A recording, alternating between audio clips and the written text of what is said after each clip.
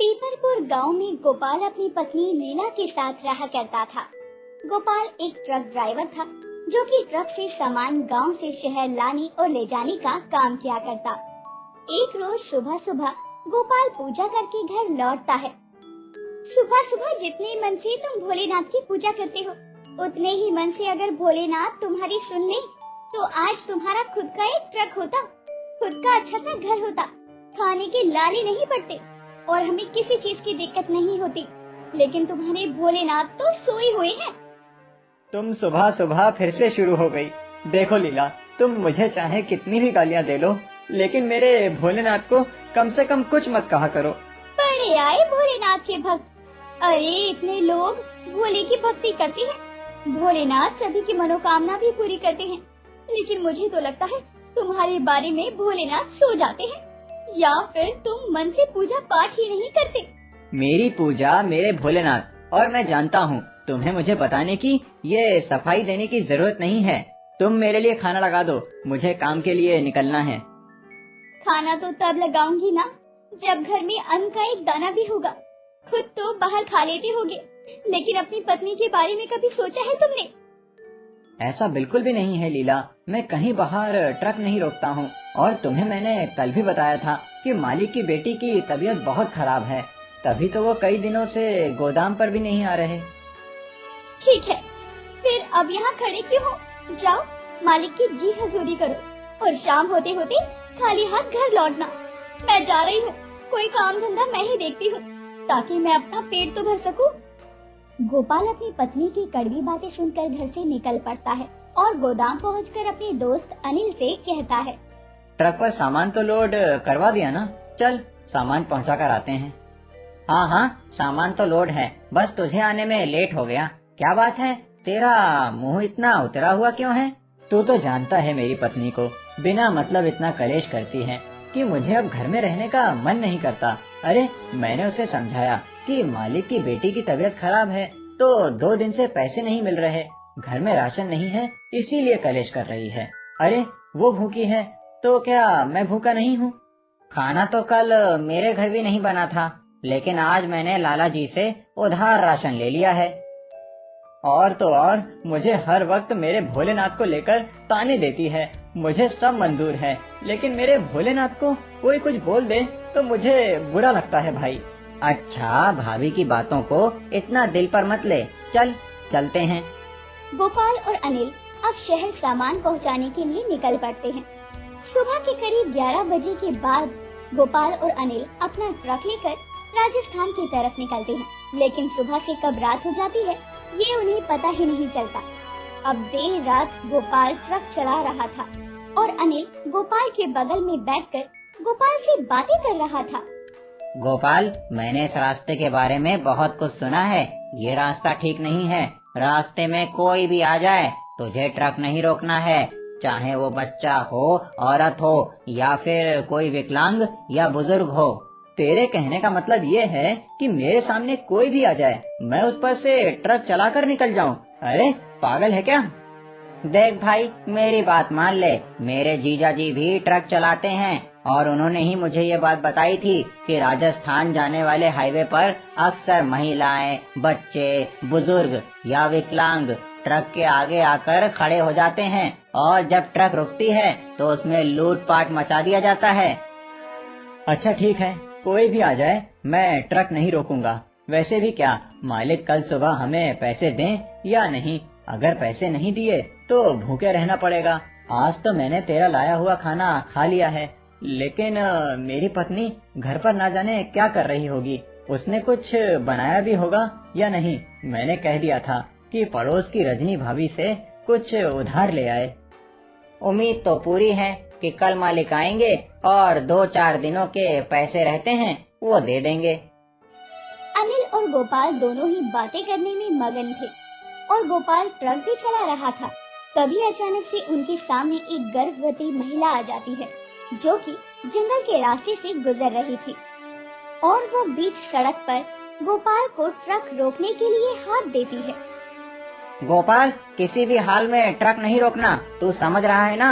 इसके साथ इसकी पूरी गैंग होगी। नहीं, मुझे ट्रक रोकना ही होगा, वो एक गर्भवती महिला है और गर्भवती महिला ऐसा मजाक तो बिल्कुल नहीं कर सकती। क्या पता कहीं मेरे भोलेनाथ मेरी परीक्षा ले रहे हों। तू पागल है क्या? मेरी बात समझने की कोशिश कर। तूने अगर ट्रक रोका तो हम दोनों मारे जाएंगे और तो और ये ट्रक भी लूट लिया जाएगा। गोपाल अनिल की एक भी बात सुनने को तैयार नहीं था। गोपाल आंखें बंद करता है और अपने भोलेनाथ को याद करता है। हे भोलेनाथ, हमारी रक्षा करना, ना जाने हम किस दुविधा में फंसने वाले हैं। इतनी रात गए, ये गर्भवती औरत हमारे ट्रक के आगे, कुछ भी समझ नहीं आ रहा। बस आप हमारी मदद करना, मैं ट्रक रोक रहा हूँ। बिल्कुल भी नहीं गोपाल, ट्रक नहीं रुकेगी।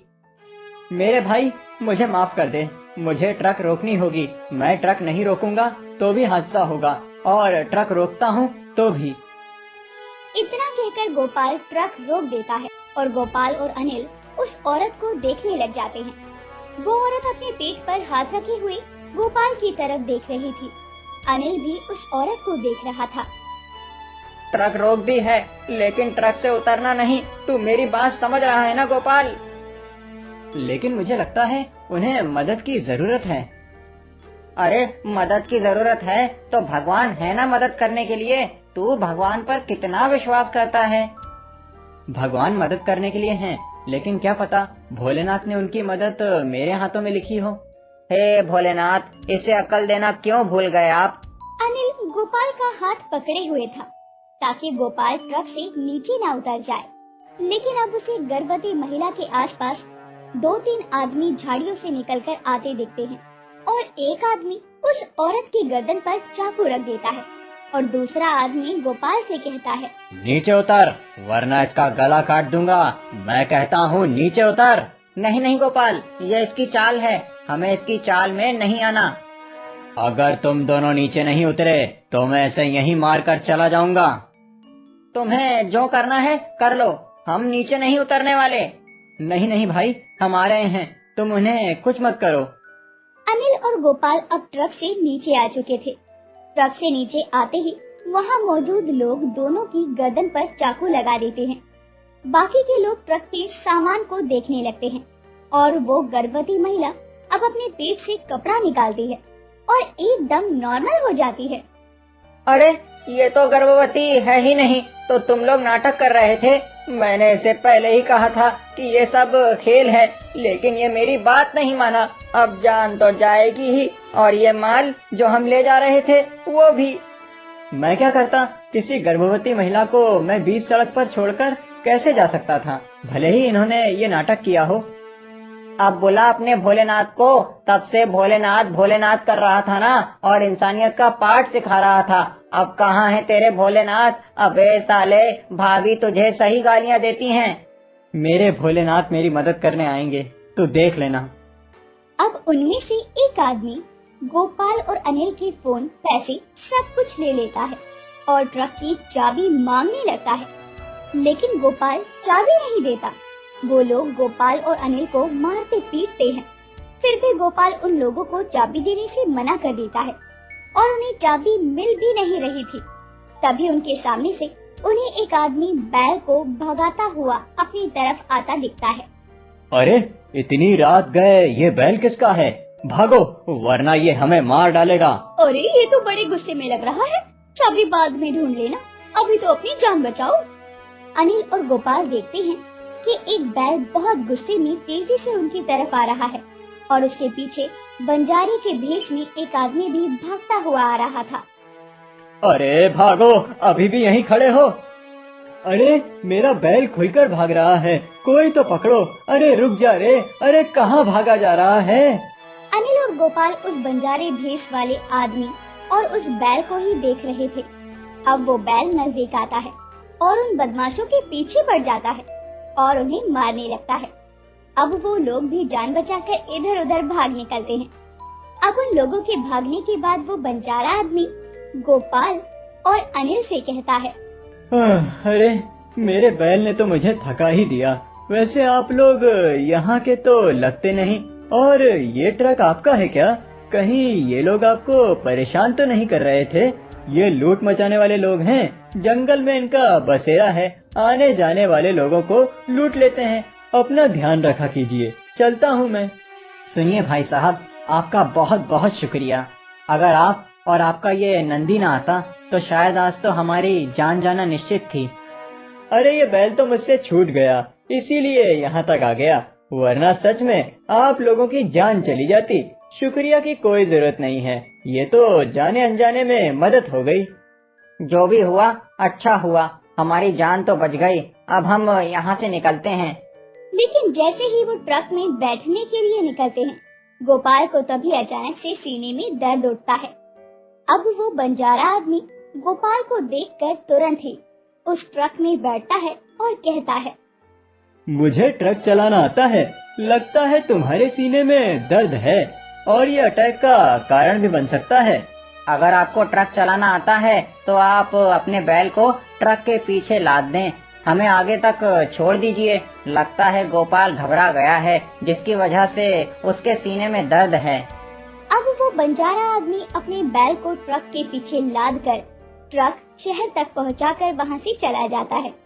जब तक गोपाल और अनिल सो रहे होते हैं और जब उनकी नींद खुलती है तो वो अपनी मंजिल पर थे और उस बंजारी आदमी का कहीं भी अता पता नहीं चलता। गोपाल समझ जाता है कि वो कोई और नहीं, भोलेनाथ जी ही थे, जो इस मुसीबत की घड़ी में गोपाल की मदद करने आए थे। दोस्तों, अगर आपको कभी लगता है कि जीवन में भगवान ने आपको किसी के रूप में दर्शन दिए हैं, तो हमें कमेंट करके जरूर बताएं और इस वीडियो को लाइक करके अपने दोस्तों को शेयर जरूर करें।